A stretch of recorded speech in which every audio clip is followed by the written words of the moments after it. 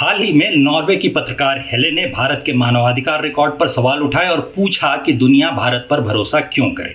किसी भी संप्रभु देश से सवाल पूछा जाना जायज है, लेकिन दूसरों पर उंगली उठाने से पहले नॉर्वे को अपने खुद के खूनी और दमनकारी इतिहास को देख तो लेना चाहिए। आज जिस जमीन पर आलीशान नॉर्वे खड़ा है वो सामी आदिवासियों की है, जो वहां पिछले 2000 से अधिक वर्षों से रह रहे थे। नॉर्वे ने वर्ष 1851 में आधिकारिक रूप से नॉर्वेजियनाइजेशन की क्रूर नीति लागू की और इसके तहत सामी बच्चों को उनके माता पिता से जबरन छीनकर सरकारी बोर्डिंग स्कूल्स में डाल दिया गया, जहां पर उन्हें अपनी मातृभाषा बोलने तक की मनाही थी। वो सिर्फ नॉर्वेजियन भाषा बोलने के लिए मजबूर थे।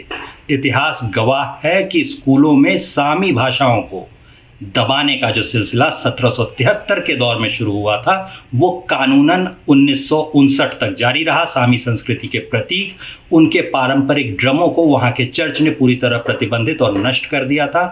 इस पूरी कवायद का मकसद साफ था, एक पूरी नस्ल को उनकी संस्कृति का नामो निशान मिटा देना, उनकी ज़मीनें हड़पना और उन्हें जबरन नॉर्वेजियन पहचान में मिला देना।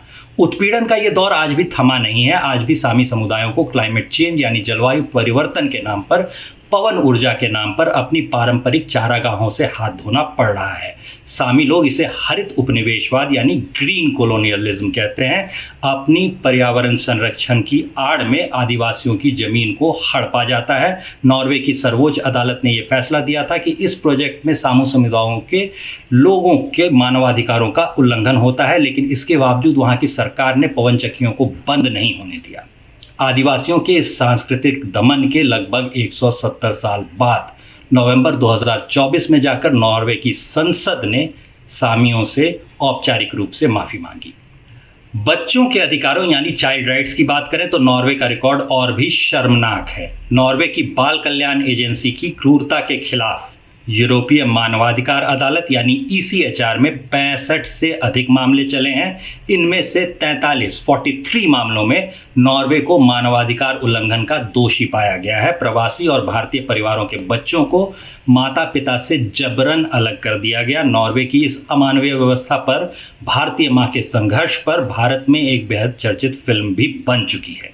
इसलिए जो देश आज भी अपनी धरती के मूल निवासियों के अधिकारों को कुचल रहा हो, प्रवासियों के बच्चों को छीन रहा हो, उसे दुनिया के सबसे बड़े लोकतंत्र को मानवाधिकारों पर उपदेश देने का कोई नैतिक अधिकार नहीं है।